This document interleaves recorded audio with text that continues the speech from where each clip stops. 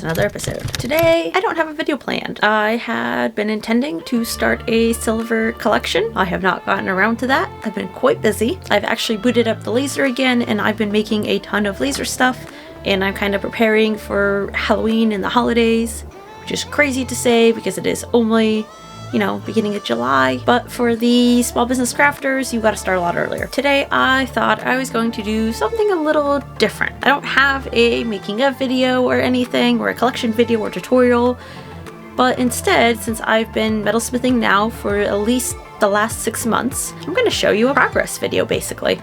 I'm going to show you what my very, very, very first terrible pieces look like to where I'm kind of at now, realistically. A lot of times you see the final result from artists, you see the accumulation of, months and years of work, you see the skills that they have formed over years to get the result they are. It's kind of discouraging. It's like, I'm never gonna get that good. So I'm going to show you a realistic progression of what it looks like when you're learning a new skill and what your pieces look like, because none of them are very great yet. That's why I really haven't posted much on my Etsy yet to sell. I think I'm going to post some of these. I'm not going to obviously price them anywhere near as high because I think they may not quite merit that quality, but I don't think they're bad. I think someone might find, some love for them and they might find a home. But I'm gonna show you what a realistic expectation is when you start a new skill like metalsmithing and sawing, soldering, and kind of what I've learned from the pieces that I've made, the different techniques that I've tried, and how that has progressed over the last 6 months. So hopefully this is a little helpful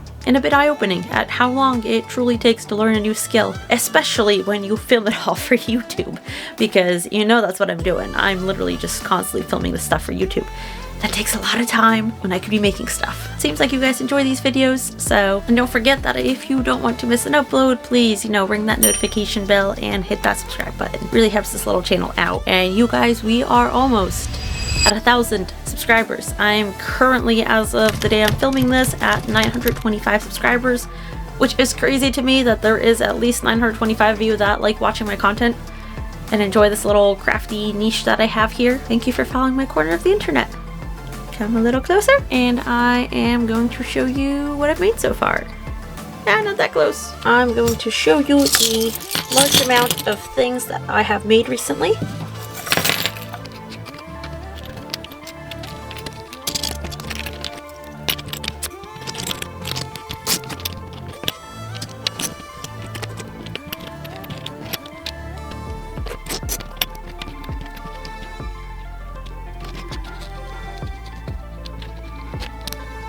I'm gonna start with these little pieces first.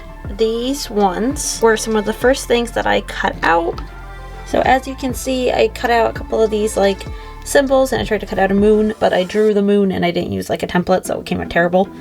I can't draw a moon apparently. This was pretty rough for the very first try, but I still cut them out. I still kind of learned. I learned how to use a saw blade without breaking it. Next, I started cutting out some more complex shapes and learning how to pierce the piece of metal and use my blade to cut on the inside. So I cut these two other like runic type shapes out. They came out okay.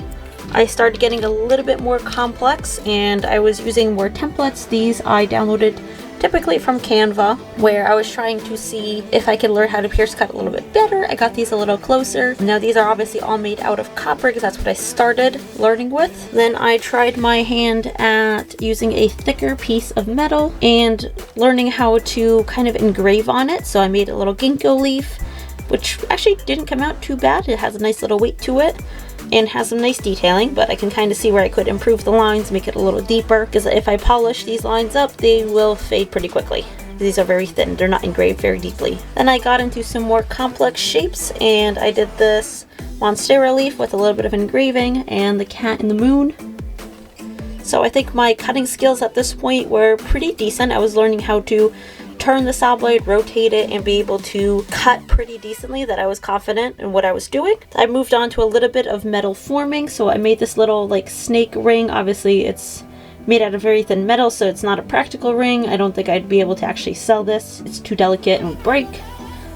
But I also kind of practiced a little bit of polishing, a little bit of engraving, trying to get the snake shape just right.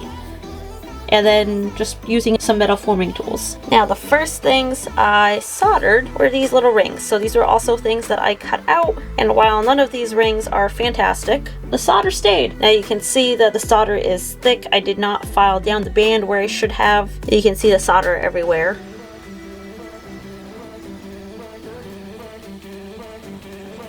This one stuck a little bit better, but again, I should have filed down the band, but it still did actually stick, and I did use a little bit of engraving practice on the leaf to kind of give it that leaf shape. I was learning how to do some more filing, sanding as well here, so I got the edges nice and cleaned up for this.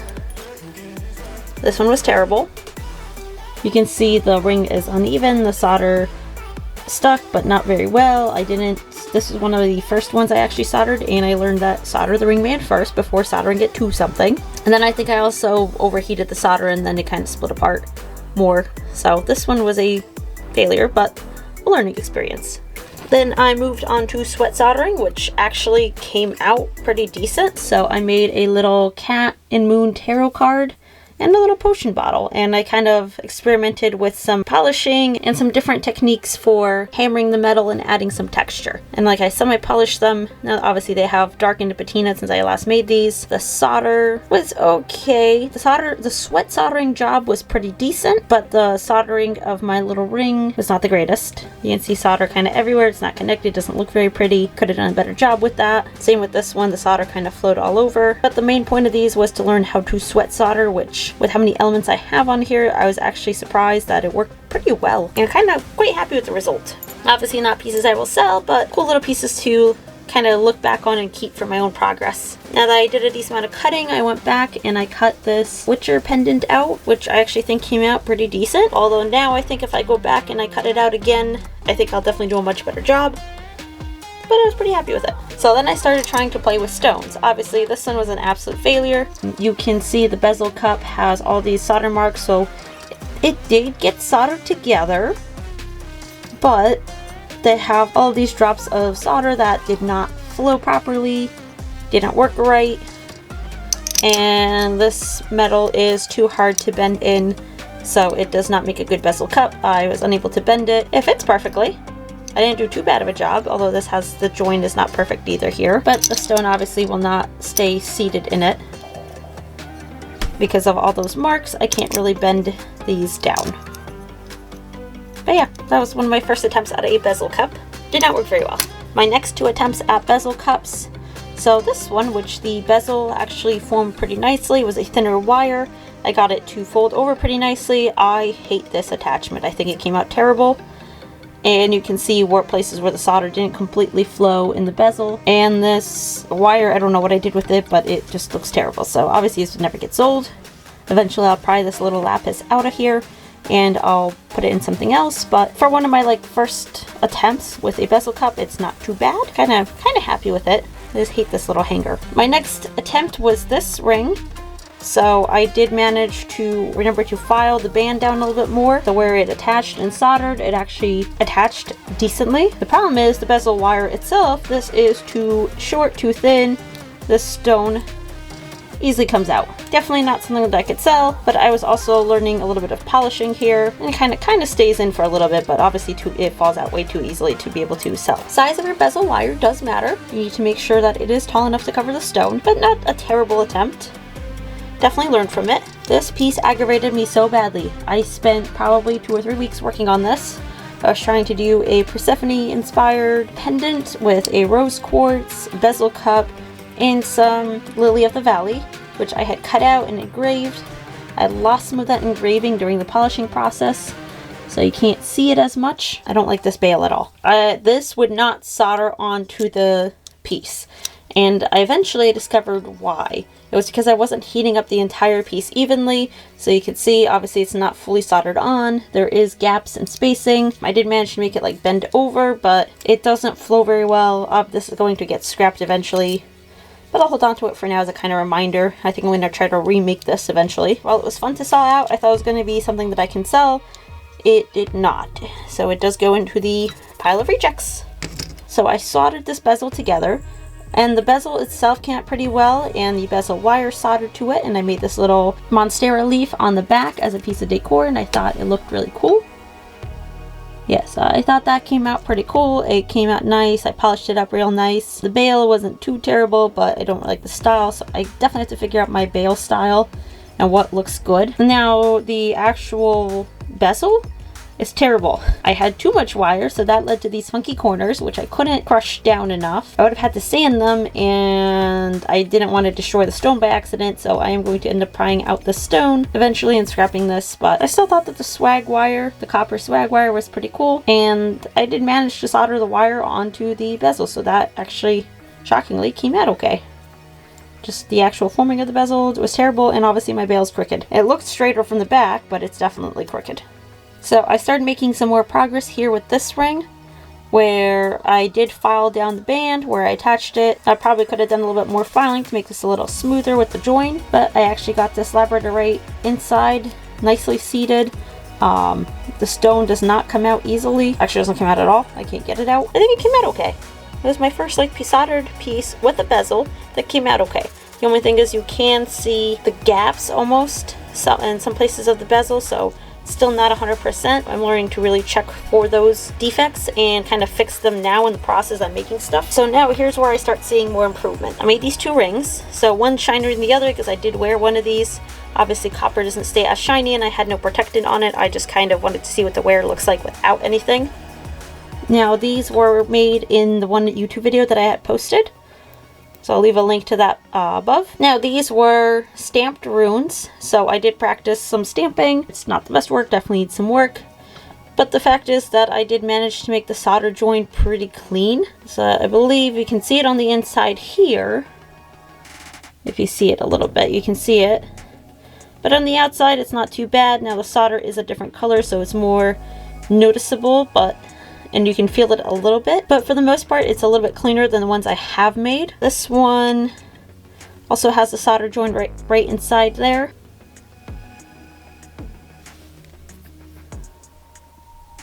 But it has the solder joint right inside, and obviously you can see it from the outside because it's a different color, but you can't feel it as easily as some of my other ones, and it actually made a pretty solid ring that, you know, I can't squish, I can't crush, which I was pretty happy with, so that kind of brought up my durability. These were the next two pieces I made. So I made one that was a mountain to practice some polishing, texturing, and some more like intricate looking cuts, and the sweat soldering worked out really nice, but soldering the bails to the back did not, and I don't like them. I have to figure out a better method for attaching bails. I'm not happy with them. I think I'll make a YouTube video as I try to learn that technique better. But overall, pretty cool. Now, a piece that I was really proud of, and I'm like, ooh, I actually kind of came a long way. This sword pendant with a shield and an actual tiny little gem. And I have a tiny little gemstone set. So this sword, I actually spent some time cutting it out, sharpening it a bit so it is kind of sharp. And then I actually gave the edge like a nice like bevel, so it's kind of more like a realistic sword with some notches in it. I did some engraving work on the hilt to make that a little bit more realistic looking, the shield, and then I kind of played with some patina to darken it up. So I was quite happy with this one. I was very surprised at the bezel. That bezel cup actually soldered pretty nicely. The only thing was, this was terrible to get this little garnet inside there. It was absolutely terrible trying to form that bezel around this garnet, but in the end, after a lot of perseverance, I got it done. This bail isn't too bad. I'm still not a fan of it. I gotta figure out a better method. Again, you're just gonna hear me complain about bails a lot, but this bail's not too bad. Now, where I started seeing some more progress is the ones I made for the YouTube video. I spent some more time on these. So first step, I did the snake. So just again, a lot more practice in texturing, patina, polishing. This bail I'm kind of happy with. I do like this one. I think it came out good. I managed to flow the bail into the metal and like polish it down and sand it down and everything, so it does look a lot better. So I was quite happy with this piece. Then these two pieces I'm quite happy with. So this was a dragon. If you've ever read Fourth Wing, this is obviously where it's inspired by. And I do have, it's called a mystic gemstone, so it's a heat treated gemstone. It's man-made, but I kind of set it and it kind of reflects the copper on the inside really nicely. But I was quite surprised, but it did come out how I was intending it to, and the bail wasn't bad either. So this one actually, well, I'm still not a fan of the style itself. I did manage to flow it a lot better. I did get better at cleaning up the solder around bails so it looks better. Definitely got better at the polishing, so this one's nice polished. Did patina a little bit more while sitting down here, but I did use some oxidizers to oxidize it in certain areas to kind of give that dragon the outline, give it some more depth. And this manta, I used the decorative swag wire as the bezel cup, and it actually came out really cool. So this is a cornelian stone with a little manta ray, and the manta ray hand dragon I think will be going up into the Etsy shop.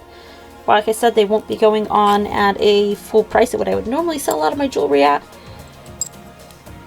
They might still find homes. Someone out there might love them enough to adopt them. So I think they are still well made. They may not be the prettiest thing, but that is the nature of handmade art. It's not always super pretty, but the flaws is what makes it unique. But I was actually quite happy with these. I was quite happy with these, so I'm going to hope that somebody finds them and loves them. Now I've made 2 pieces in silver. So the first thing I made in silver was this ring. This was my very first piece of silver. Now I spent a lot more time. The biggest thing I learned while doing this project and learning is that I have to slow down. I can't do things as fast as when I electroform.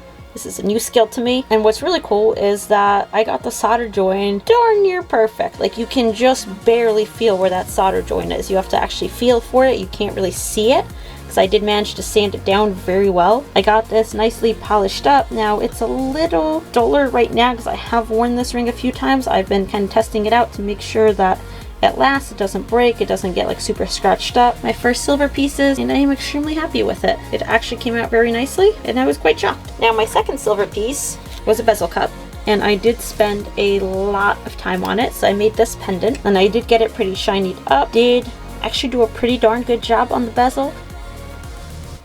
So there's one spot over here where I can see an imperfection, but it's only a little imperfection. And then I used 2 pieces of the decorative wire to kind of as a little holder and little decoration. I do like this bail a lot better. I kind of did okay with the bail. It's nice, steady, stable. It's not going to break. And I put it on a silver plated necklace. I did spend some time polishing it up, and while it's still not 100% like perfectly polished, it did a decent job. It's nice and shiny. I do like this a lot. The stone is set in there pretty securely. So this is something that I could actually sell, and I think I will actually list this in the Etsy shop. And this is made out of sterling silver, so this is my very first sterling silver necklace that I've made. There you have it. That's everything I've made so far. Thanks for watching yet another video. I hope this was going to be very helpful for you. I'm just kind of seeing a realistic expectation of what it could look like when you're trying to learn a new skill. Obviously, there is a lot of very imperfect pieces in the beginning, things that will never get sold, that will probably just get melted down in scrap, but they're still kind of fun to look back on. You're like, I made that myself. Especially when you see improvements and it's like, I can actually do that. It's kind of crazy to see. It's kind of crazy to see when you have picked up a new skill, how far you get on that new skill, how much you learn. But hopefully this kind of will help set some realistic goals and expectations for some people, especially if you are learning a craft like silversmithing, because it's not easy and it takes a lot of time and dedication. Don't forget to hit that like button, click the subscribe, and ring that notification bell. I'll see you guys next time.